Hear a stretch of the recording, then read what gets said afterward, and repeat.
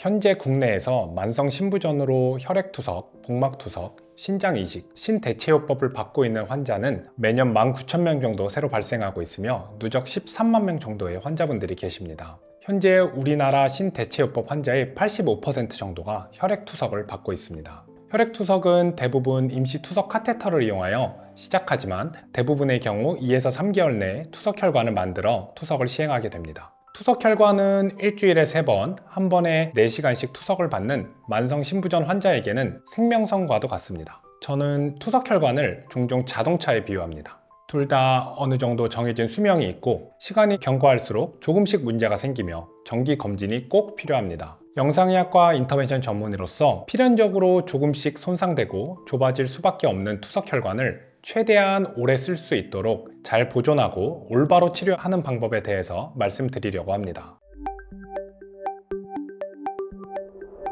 안녕하세요. 건나물TV 시청자 여러분, 1호 영상의학과 대표원장 김준곤입니다. 인터벤션 영상의학은 영상의학과의 세부 전문 분야로 첨단 영상 장비를 활용해 신체 내부를 실시간으로 들여다보며 작은 바늘구멍을 통해 여러 장기와 혈관에 정밀하게 접근하는 분야입니다. 수술처럼 큰 절개 없이도 혈관의 구조와 혈류가 흐르는 양상을 동시에 분석하며 시술을 진행할 수 있기 때문에 정확하고 안전하고 바로 일상으로 회복이 가능하다는 장점이 있습니다. 특히 투석혈관처럼 길이 여러 갈래이면서 많은 양의 피가 빠르게 흐르는 복잡한 환경에서는 초음파 및 혈관 조형 장비를 이용하여 정확하게 문제점을 판단하고 그에 맞는 가장 좋은 치료를 하는 것이 중요합니다. 그렇다면 도대체 왜 이런 혈관의 협착, 좁아짐이 반복해서 일어나는 걸까요? 투석혈관은 동맥의 높은 압력과 빠른 혈류가 정맥으로 바로 들어가도록 만든 특별한 혈관입니다. 원래 정맥은 압력이 낮고 혈류가 느린데 투석혈관이 되면서 갑자기 세고 빠른 혈류를 견뎌야 되는 상황이 됩니다. 혈관은 점점 스트레스를 받게 되고 그 결과가 바로 협착입니다.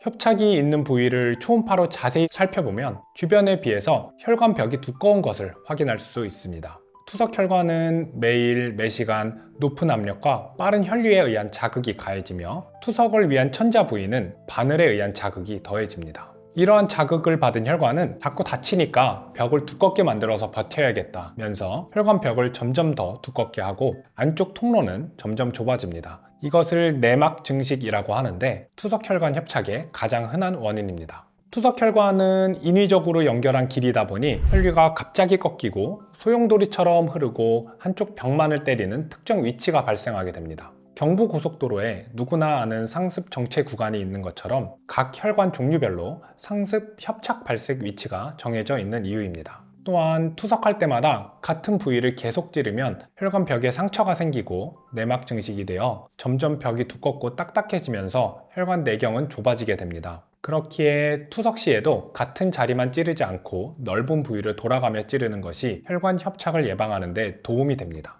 정리하면 투석혈관 협착은 빠르고 센 혈류와 반복되는 자극, 혈관의 방어 반응이 오래 쌓여서 생기는 자연스러운 결과입니다. 잘 관리해도 완전히 막을 수는 없지만 정기 검진을 통해 조기에 발견하면 충분히 치료가 가능합니다. 투석혈관 협착을 알아내는 방법은 크게 3가지로 먼저 몸에서 느끼는 신호, 다음은 투석실에서 발견하는 변화, 마지막으로 영상검사로 직접 확인하는 방법이 있습니다. 정상 혈류를 갖는 투석혈관은 스릴이라고 하는 벌벌 떠는 진동이 느껴집니다. 하지만 협착이 생기면 진동이 약해지거나 맥박처럼 느껴지게 됩니다. 이러한 변화는 청진기로 들었을 때 소리 변화로도 느껴지게 되는데요. 평상시 부드럽고 낮은 우웅 하는 소리가 들리는 것이 정상이지만 협착이 생기면 높고 날카로운 픽 소리로 변하게 됩니다. 쇄골 근처 중심 정맥에 협착이 있을 경우에는 피가 잘 빠져나가지 못해 투석하는 쪽 손, 팔, 어깨까지 부을 수 있습니다.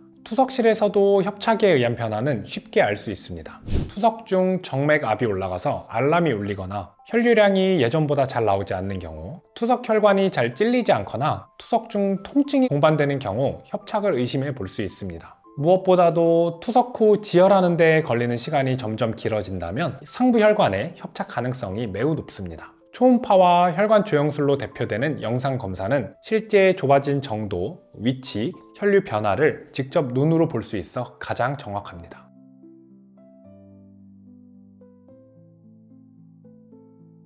투석 혈관 치료의 가장 큰 원칙은 지금 쓰는 혈관을 최대한 오래 살리는 것입니다. 과거에는 평균 수명도 짧았고 투석 혈관 후 기대 여명이 짧았기에 너무 자주 협착이 재발한다면 새로운 혈관을 새로 만들 것을 권장했었는데요. 최근에는 평균 수명이 길어지면서 투석을 유지해야 하는 기간도 길어지게 되었고 현재 사용하고 있는 투석 혈관을 최대한 오랫동안 지키는 것으로 치료 패러다임이 바뀌었습니다. 그래서 오늘날 투석혈관 치료는 덜 침습적인 방법으로 시작하여 정말 꼭 필요한 경우에만 새로운 조성술을 시행합니다. 수술을 제외한 대부분의 투석혈관 치료 시술은 절개가 거의 없고 당일 투석이 바로 가능하며 국소 마취 혹은 수면 마취로 진행됩니다. 투석혈관 협착의 가장 기본 치료는 혈관 내 풍선 확장술로 혈관 내에 가느다란 관을 넣고 끝에 달린 풍선을 부풀려 혈관을 넓혀주는 시술입니다. 좁아진 부위를 물리적으로 넓게 펴주는 의료 행위이며 성공률이 높고 몸에 남겨놓고 나오는 이물질이 없기 때문에 반복적인 시술이 가능합니다.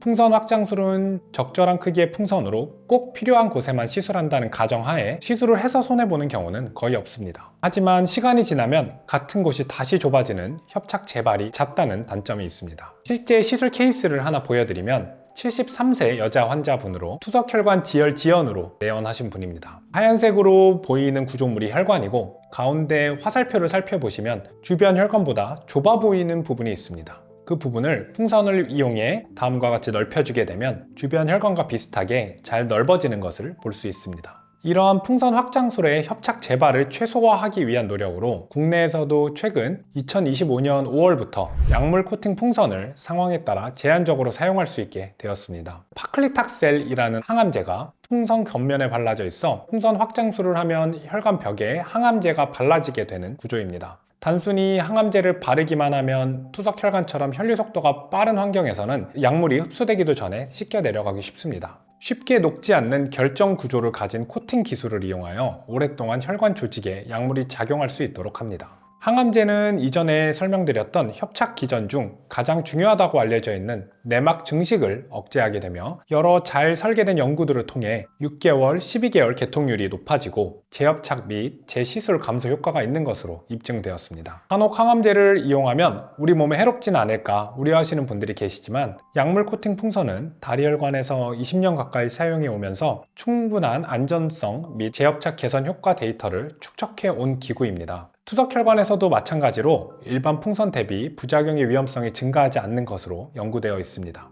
정리해보면 약물 코팅 풍선은 일반 풍선 확장술 후 잦은 협착 재발이 있는 경우 안전하게 시도해 볼 수 있는 새로운 무기가 생겼다고 생각하시면 좋을 것 같습니다. 이러한 노력들에도 불구하고 혈관벽이 일정 이상 두꺼워지거나 너무 강한 섬유와 밴드가 협착 부위에 생겨버리면 풍선을 부풀렸을 때만 잠깐 넓어졌다가 풍선 확장술이 종료되는 즉시 다시 좁아지는 탄성 반동이 일어나게 됩니다. 이럴 경우에는 풍선 확장술의 효과가 거의 없기 때문에 혈관 내에 물리적인 지지를 해주는 것이 필요하며 금속 스텐트를 넣어 혈관을 지탱하게 됩니다. 혈관 안에 작은 철골 구조물을 넣어 길이 무너지지 않도록 받쳐주는 치료로 생각하시면 좋을 것 같습니다. 실제로 반복적으로 막히고 협착이 있던 환자에서 스텐트를 사용할 경우 6개월 이내에 재협착을 줄여주는 효과가 입증되어 있습니다. 그렇다면 처음부터 스텐트를 사용하지 왜 반복적으로 풍선 확장술을 시행할까요? 스텐트는 양날의 검이라고 표현합니다. 잘 사용하면 혈관 유지에 도움이 되지만 잘못 사용하면 이물질인 스텐트가 오히려 혈관 벽을 자극하여 내막 증식이 더 가속화되고 그물망 사이로 새살이 차오르면서 혈관이 다시 좁아지게 됩니다. 그렇기에 스텐트는 꼭 필요한 경우에만 선택적으로 그리고 최적의 위치에 맞는 크기로 잘 설치하는 것이 매우 중요합니다. 스텐트가 오히려 독이 되는 케이스들을 간단히 보여드리면 혈관 내 스텐트가 자기 길이 아닌 다른 길에 설치된 모습입니다.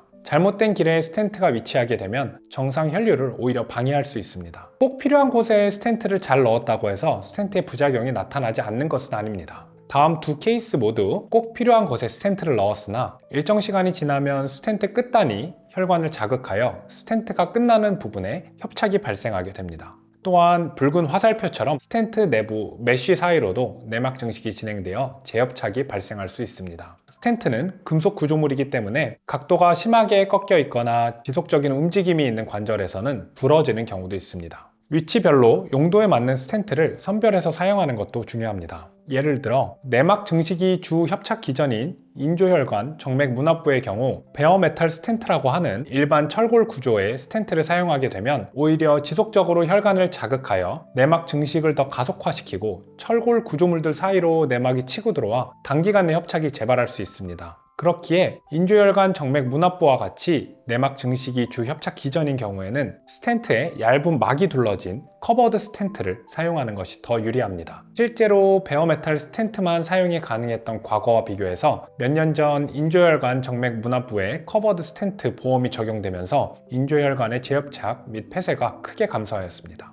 반면 주변 근육이나 뼈, 동맥에 의해 주로 눌림이 발생하고 보다 강하고 큰 혈관이 좁아지는 중심정맥 협착의 경우에는 힘이 강한 스텐트를 사용해야 그 내경이 잘 유지될 수 있습니다. 기존에 사용하고 개발되었던 동맥용 스텐트들은 스텐트의 탄성이 너무 강하면 혈관 내막을 자극하여 내막 증식을 촉진시키기 때문에 탄성이 너무 강하지 않도록 설계되어 있었습니다. 기존 동맥 스텐트들을 사용하게 되면 힘이 약해 혈관을 잘 지지해주지 못하는 현상이 있었습니다. 그래서 최근에는 이러한 한계를 극복하기 위해 정맥에 맞춰 제작된 정맥 전용 스텐트가 활발히 사용되고 있습니다. 왼팔과 왼가슴, 얼굴이 심하게 부어서 내원하신 환자분으로 좌측 중심 정맥이 완전히 막히면서 심한 측부혈관 발달을 보이고 있습니다. 원래 길을 찾아 뚫어주고 길을 넓혀주었으나 가슴 쪽 혈관, 중심 정맥 부위는 주변에 누르는 구조물들이 많아 금방 다시 막히게 됩니다. 이럴 경우 장력이 강한 정맥용 스텐트를 사용하면 오랜 시간 잘 유지시킬 수 있습니다.